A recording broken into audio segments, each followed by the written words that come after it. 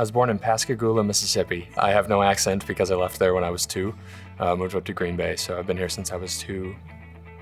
Went kindergarten through 12th grade in Ashwaubenon. Then I, like so many people, left to go to college. I was a little different. I went down to Arkansas, which is where my mom's side of the family was and where my parents were retiring, which was my connection there. And then to Washington, D.C. I did a study abroad in Finland. I lived in South Africa, and then I lived in Israel. So been all over the place, and then eventually decided to come back here. My daughter will be 5 soon, and it's something where I wanted some stability for her, and being in the Foreign Service meant moving a lot.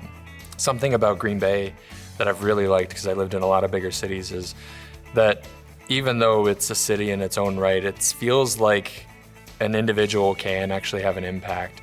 When I've lived in Washington, D.C., or when I've been to New York or Chicago, everyone's just kind of lost and no one feels like they can really affect the whole thing. But, here someone can have an issue that they spearhead and they really want to do. I'd love to find a way to try to get people to stay within the city of Green Bay. I feel like it's the habit of people that, you might come here when you're a young professional, move back to the city, but then you have kids and you move out to the suburbs again. I'm the co-owner of Aardvark Wine Lounge, so that's one where, I'm bringing my accounting, regulatory background to help with that side of things.